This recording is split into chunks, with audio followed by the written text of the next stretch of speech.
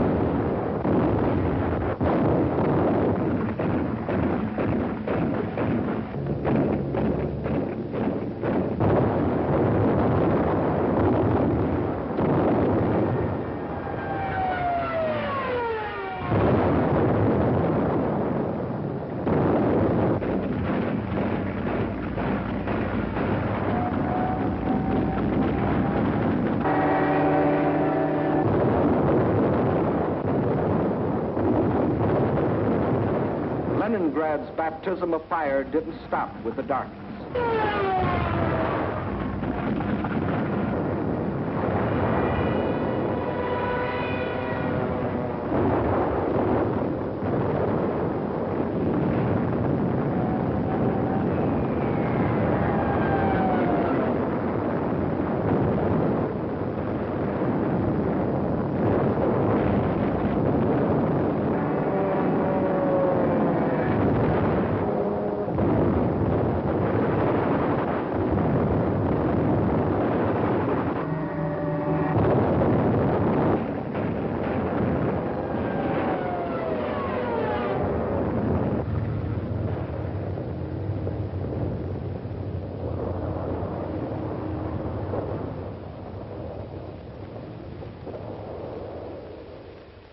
Finally, the morning comes, and the people of Leningrad dig themselves out from the ruins.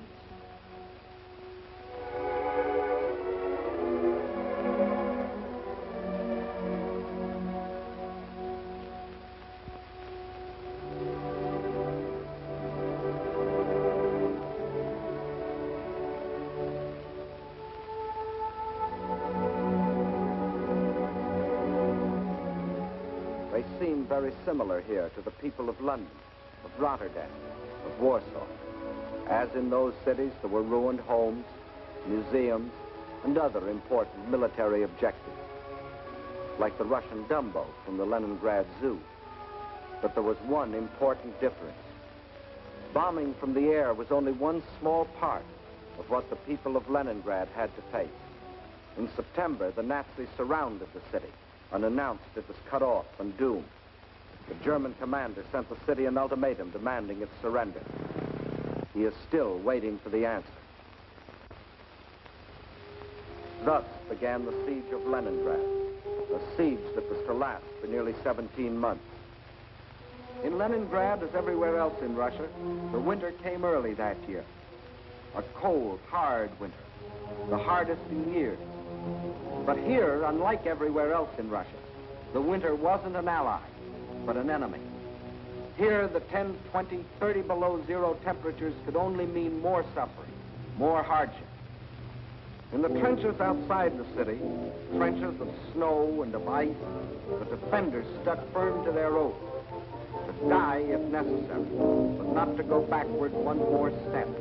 And the enemy, in spite of all its efforts, was stopped at the very gate of the city. A city now facing disease, famine, destitution. There was no oil for fuel, no power for the electric line, but the people defied the elements and trudged the necessary miles to lathe and workbench. The pipes froze, water was shut off, so they dug holes through the streets until they could get to water.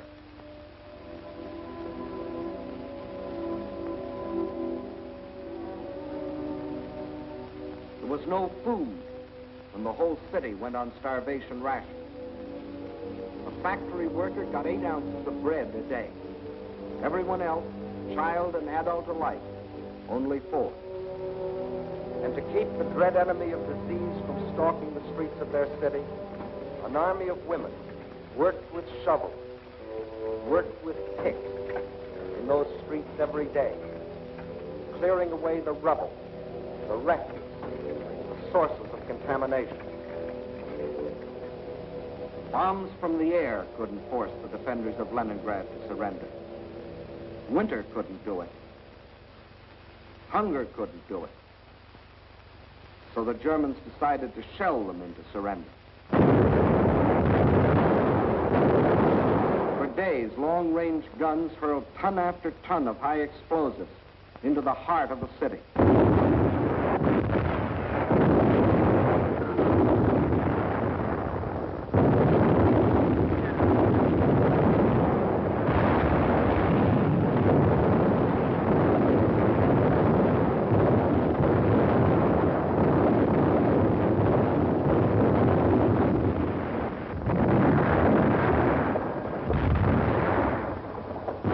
The more the people of Leningrad were shelled, the harder they worked.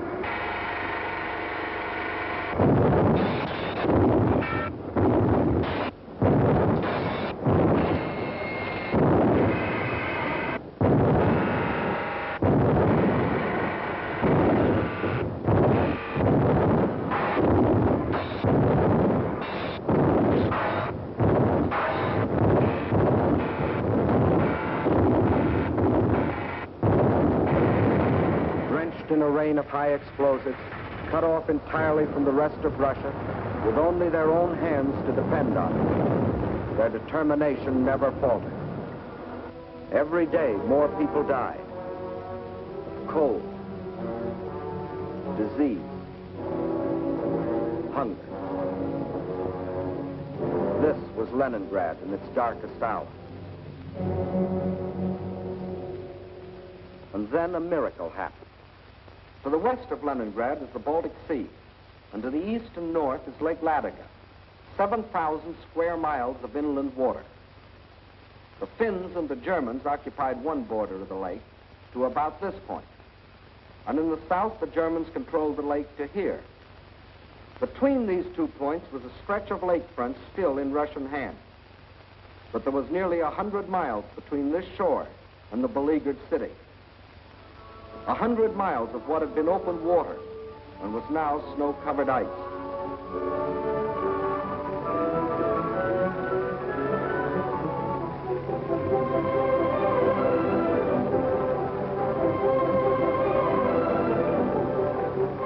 Across this frozen surface now went tractors, sledges, carving a road across the lake.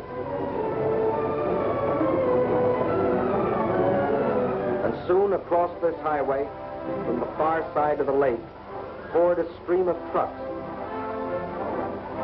bringing in food, oil, grain, fuel, truckload after truckload of fresh light for the people of the city.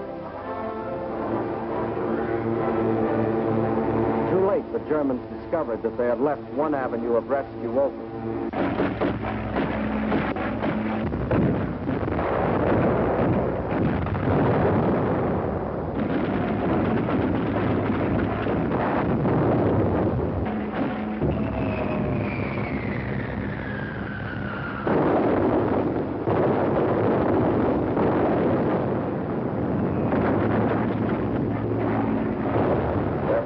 Bombed the road, but the trucks kept rolling, by day and by night. And soon more than trucks would reach the city, for the Russians were now laying a track across the ice.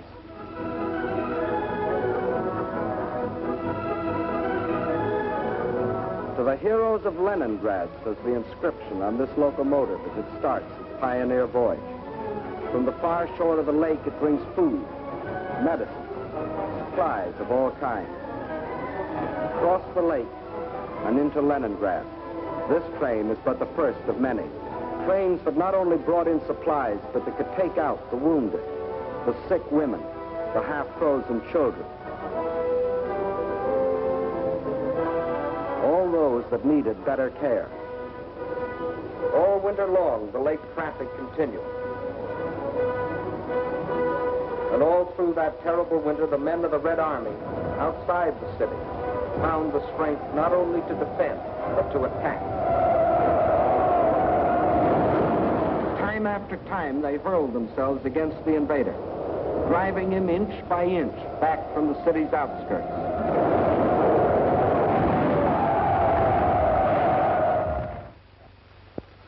And then spring came. Spring.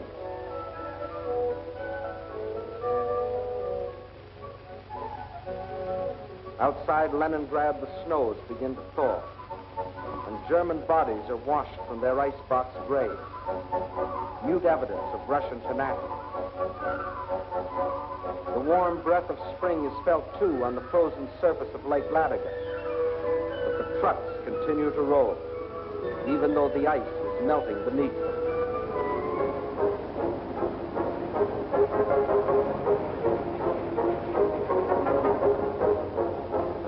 As it invariably does, comes to the city, too.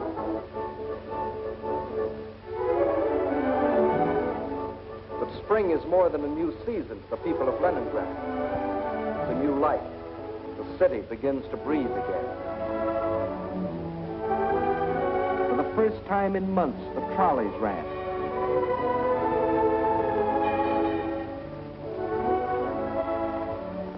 That first day, it seemed that every man and woman and child in the city had to go for a ride.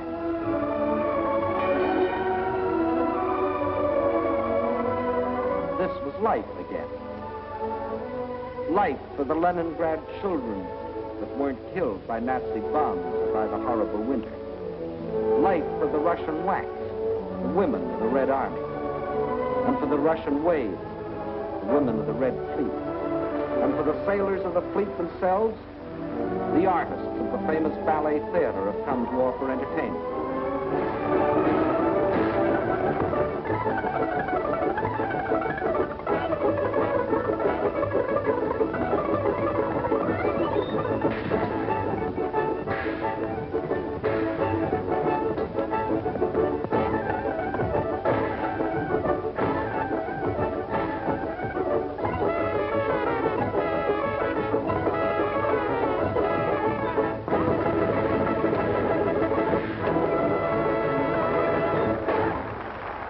Spring is here. Summer is coming. And Leningrad is still free. Although some Germans did finally succeed in getting into the city. But under different circumstances than they had anticipated.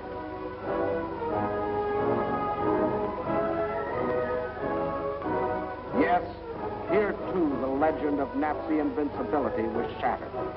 Against the iron will and courage of a determined people. The citizens of Leningrad have proved that generals may win campaigns, but people win wars.